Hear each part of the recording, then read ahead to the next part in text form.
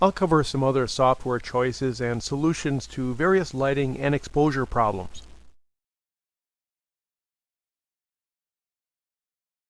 I assume that almost everyone shoots in a RAW format these days, but I'll still spend some time on it because I might be able to offer some helpful tips.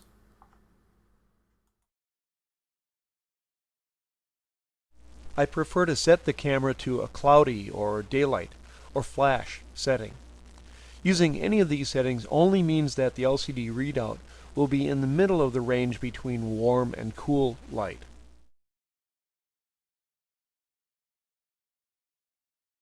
It's best to start your sessions by shooting a gray card for color balance in each location you use.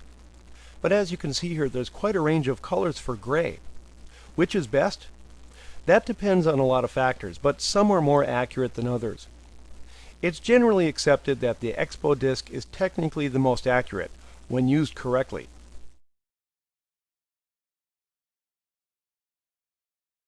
If you have a clean white object in the photo, like the dome, and I mean the one on our left, you can use that for color balance. This is actually not a bad way to go either. These coffee filters are pretty close to neutral. They work the same way as the Expo disc, in that you put it in front of your camera, take a picture, then use that image as the color balance reference to click balance on in the RAW conversion software. Because our Venetian blinds are tan, they caused a warm color cast for this shot. But using the coffee filter on the camera, taking a picture in that warm lit area, then click balancing on that image, this is how it should look. A very convenient place to store a gray patch is under your lens cap. Because I color balance in RAW software, I only need a patch large enough for the eyedropper in my RAW conversion software.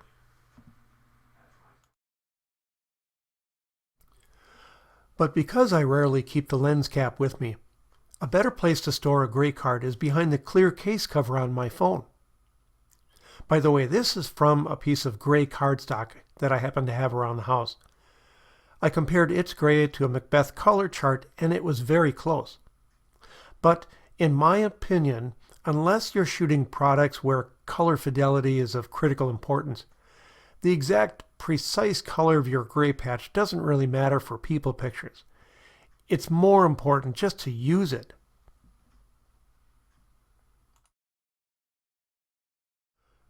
Or you can try this. Point your phone at a gray sky on an overcast day, take a picture, and then use that for the gray balance. Your phone or the screen may not be as neutral as we'd like it to be, but you can try shooting a bunch of photographs or maybe adjust the color in your phone's editing software. I like this one called the QP card. It's the size of a paint sample strip and has white, black, and a neutral gray on it. It's used for color as well as contrast adjustments. The main benefit for shooting a gray card is to be able to get the color very close to neutral. Here's an image that was off color as recorded in the camera, and the same image as corrected in Capture One RAW software. There are a number of excellent RAW conversion programs available.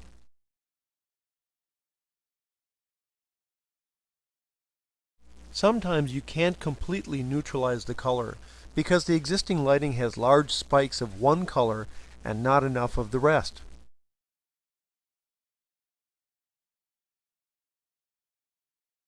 Using RAW conversion software, clicking on the gray card gets rid of the strong color cast, but the color still isn't perfectly clean. So some lighting, such as fluorescence and mercury vapor lamps, just won't give us good color.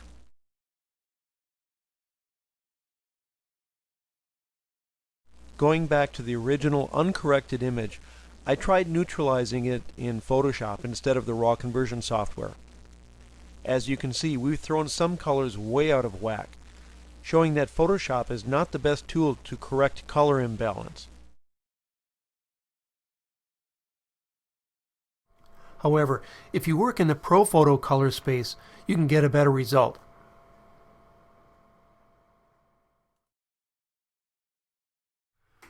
You can access the Camera Raw filter within Photoshop to work on TIFFs and JPEGs, and usually that works very well, but it didn't on something this far off color.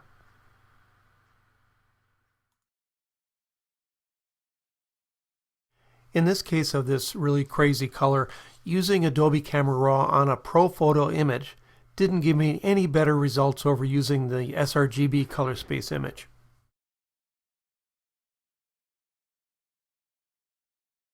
So the final verdict here is just do all of your major color and exposure adjustments on the RAW file before you bring it into Photoshop.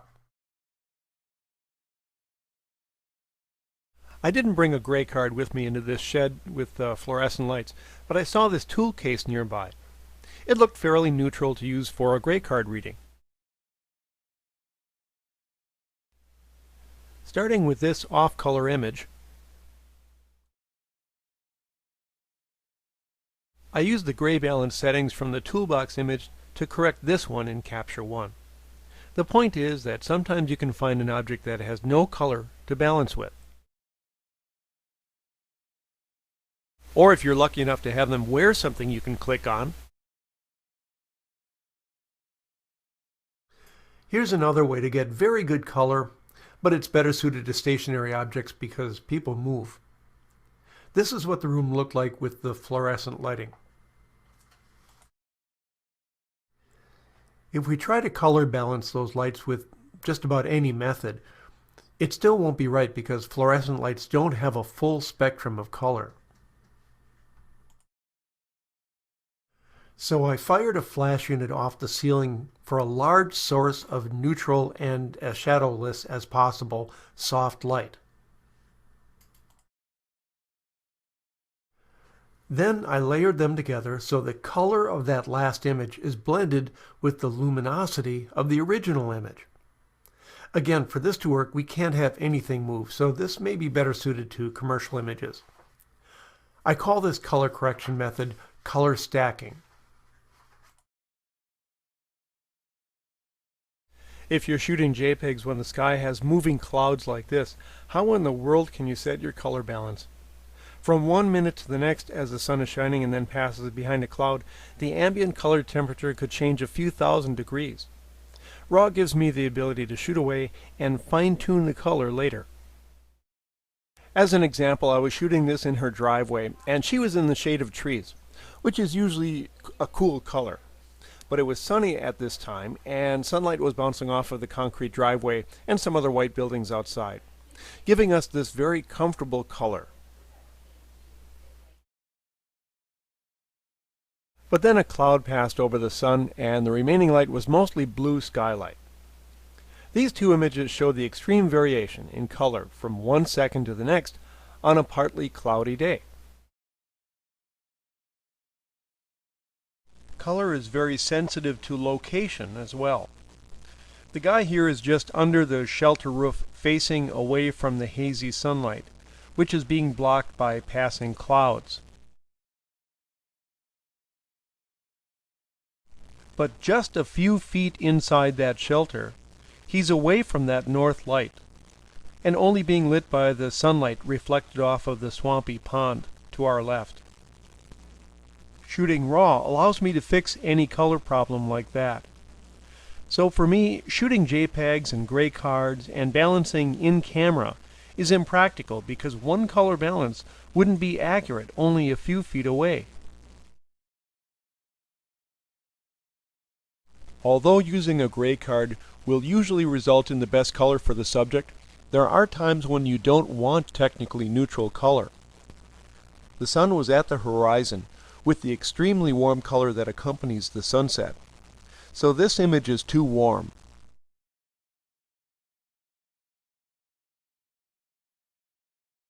Click balancing with a gray card neutralized all that warmth, but now it doesn't look right.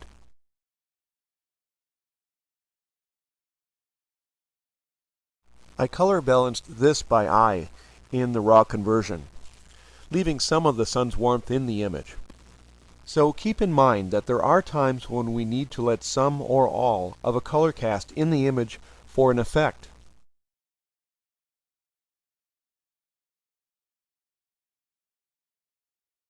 I got this email from a photographer who appears to be almost in a panic about this whole issue.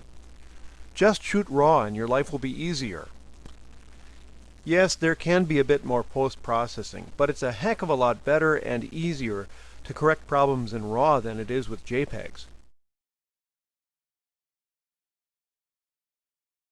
Another reason I photograph RAW is because sometimes in the hustle of a session, I make mistakes.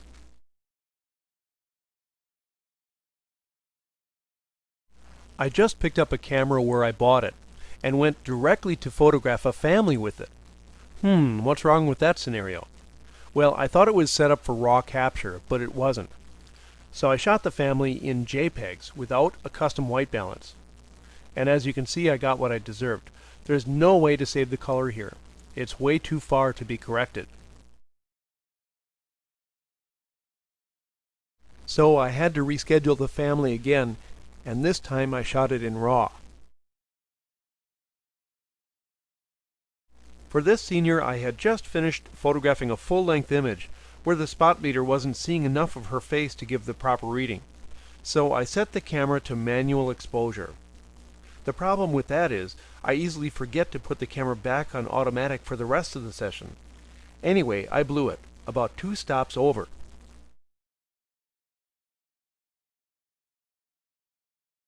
But because I was shooting RAW, I was able to salvage the image.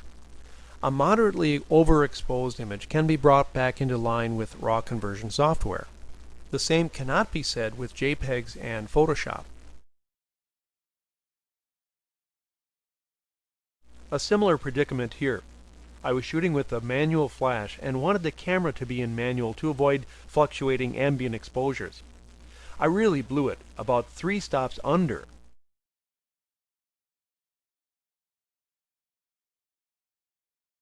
Because it was so underexposed, I could only bring it out partially in the RAW conversion software and the rest of the way in Photoshop. It was grainy but saleable. For mistakes like this, you can also add more grain to give it a more deliberate look.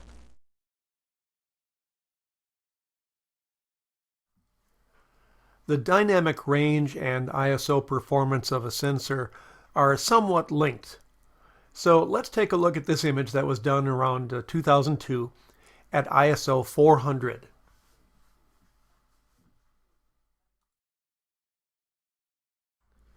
This close-up shows what was a very noisy image. It was so noisy and lacking in shadow detail due to its poor dynamic range that most photographers at the time didn't use ISO 400 unless we absolutely had to. And this was properly exposed, not pushed at all.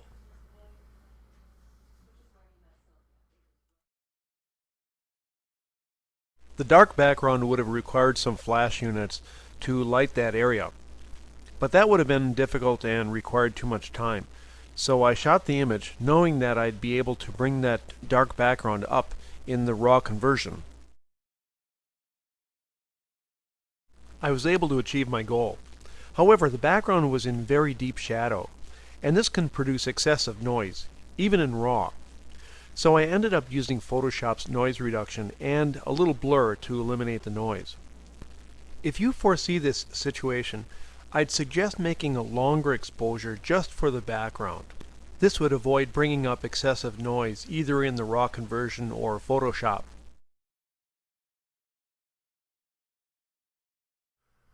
Now keep in mind that those images were done in the early 2000s, and sensor technology has advanced way beyond that. Now let's take a look at the dynamic range of a current camera, the Canon 5D4.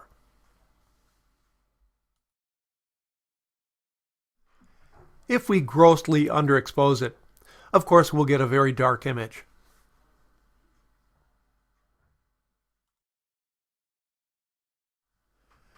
Then we bring it into RAW conversion software and raise the level. This is almost the same as if we had exposed it at a 5-stop higher ISO in camera.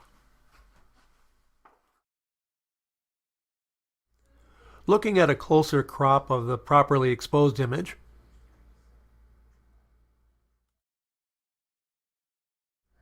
and then the underexposed image, we see very little noise and a very usable image.